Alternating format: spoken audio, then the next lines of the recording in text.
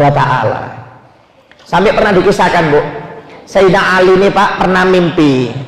Di dalam mimpinya itu dia mau berangkat ke masjid. Dalam mimpinya ini ya, dalam mimpinya dia mau berangkat ke masjid untuk sholat subuh. Ketika mau berangkat ke masjid untuk sholat subuh, di tengah jalan di dalam mimpi itu bertemu dengan seorang perempuan yang membawa kurma 1 piring. Perempuan itu memanggil Sayyidina Ali, "Wahai Sayyidina Ali, kamu mau ke masjid?" "Iya." "Tolong kasihkan kurma ini kepada Nabi Muhammad SAW supaya bisa dibagi di masjid terhadap orang-orang yang mau melaksanakan sholat subuh."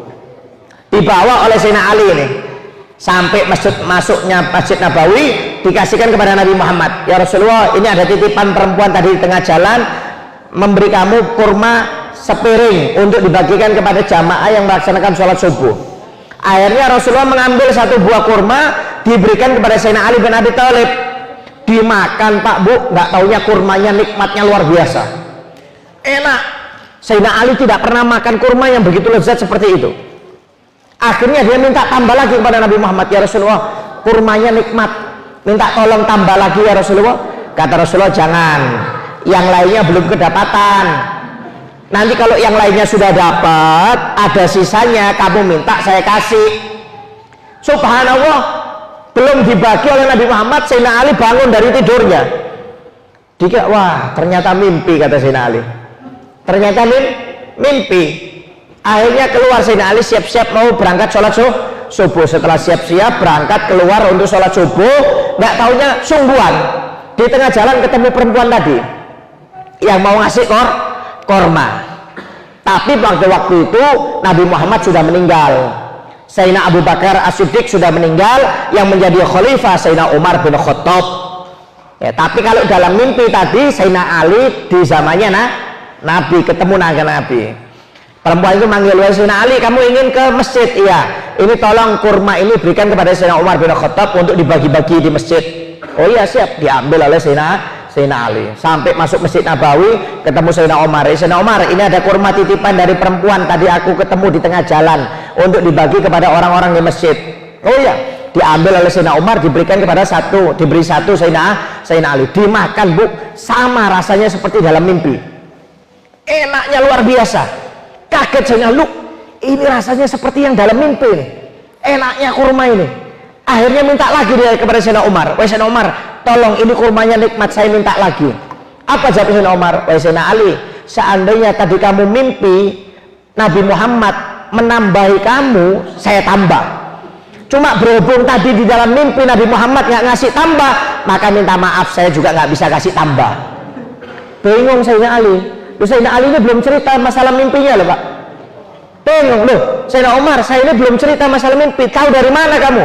Kata Sayyidina Umar, "Ittaqu firasal mu'min fa innahu yanduru binurillah." Wa Sayyidina Ali, kata Nabi Muhammad, hati-hati kamu dengan firasatnya orang mukmin, karena orang mukmin itu bisa melihat dengan cahaya dari Allah Subhanahu wa taala. Jangankan yang tadi mimpi, yang akan datang saya tahu apa yang akan terjadi, kata Sayyidina Umar bin Khattab. Tuh, Sayyidina Umar bin Khattab sampai tahu mimpinya Sayyidina Ali. Padahal Sayyidina Ali belum cerita Pak Bu. Kenapa? Memang itulah orang mukmin, dikasih cahaya oleh Allah Subhanahu wa taala. Kenapa? Sudah makrifah dengan Allah taala. Orang kalau sudah menyatu dengan Allah taala itu luar biasa Pak, dikasih kelebihan banyak. Ya. Sampai pernah diriwayatkan ada orang di zaman Sayyidina Umar bin Khattab, ketika Sayyidina Umar jadi khalifah, ketika dia mau keluar dari kota Madinah, nggak taunya di tengah padang pasir ini Pak Bu, banyak serigala. Jadi orang ini nggak berani keluar dari kota Madinah, karena apa? Takut diterkam oleh serigala ini. Ya. Akhirnya mereka lapor kepada Sayyidina Umar bin Khattab, Sayyidina Umar, bahwasanya di padang pasir di keluar kota Madinah ini banyak serigala padang pasir, kami nggak berani musafir, takut. Kata Sayyidina Umar, nggak usah takut, ini bawa ridak saya, tunjukkan gini aja, nanti bakal lari itu serigalanya, kata Sayyidina Umar. Ya. Subhanallah, betul Pak, ini orang musafir berangkat cuma nunjukkan gini-gini aja, itu serigalanya sudah lari semuanya. Serigalanya lari semuanya. Subhanallah. Kenapa? Memang kelebihan yang Allah berikan kepada Sayyidina Umar bin Khattab. Nanti Anda tes ya. Ya, masuk taman safari, kandang macan, coba gini-gini kan sorban Anda. Ya, kalau masih diterkam berarti belum mukmin ini namanya. Ya, ini masih mukminan ini. Ya. Kalau orang mukmin sungguhan, waduh, dikasih kelebihan oleh Allah Subhanahu wa taala. Ya, oleh karena itu kalau ingin sukses seperti para ulama, para aulia, ya, para sahabat, para rasul, itu nggak bisa kita cuma mengamalkan syariat saja, Pak Bu, maaf. Nggak bisa cuma mengamalkan tasawuf atau hakikat saja, nggak bisa. Dua-duanya harus diamalkan. Syariat Anda amalkan, kemudian tasawuf hati diperbaiki, insya Allah dikasih kelebihan yaitu makrifah oleh Allah Subhanahu wa ta'ala. Ya, percuma kalau kita sholat hatinya jelek, ya masih mending lah daripada nggak sholat nunggu hatinya bersih. Ya nggak bersih ini orang. Ya, masih mending yang sholat hatinya jelek, masih mending yang berkerudung walaupun hatinya jelek bahasanya, daripada maaf nggak berkerudung. Percuma kamu berkerudung isinya jelek, hatinya jelek. Lebih baik saya nggak berkerudung tapi hatinya bagus. Mulai kapan orang ngaku hatinya bagus itu? Kalau orang ngaku dirinya yang baik, ya, mengatakan orang yang lainnya jelek, yaitu sama seperti iblis. Maaf Bu, iblis ini Pak diusir dari surga bukan gara-gara maksiat dohir, bukan karena meninggalkan sholat loh ya. Iblis ini diusir dari surga oleh Allah bukan karena meninggalkan sholat, bukan karena maaf narkoba, bukan karena minum khamar, bukan karena zina. Karena apa? Maksiat hati, merasa dirinya lebih baik daripada Nabi Adam, diusir oleh Allah Ta'ala. Ya, diusir gara-gara hati. Jadi kalau ada orang menyangka hatinya lebih baik daripada orang lain, ini berarti sama seperti iblis. Maaf. Kita ini Bu, maaf Bu ya. Iblis itu Pak dosanya cuma satu aja, sombong. Bu, dosanya iblis ini Bu cuma satu, sombong.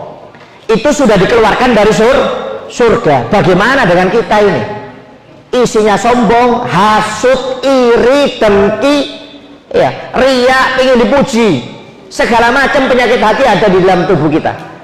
Bukan penyakit hati aja, kadang-kadang nggak sholatnya seminggu sekali, ada yang setahun sekali, kalau lebaran baru sholat, ya.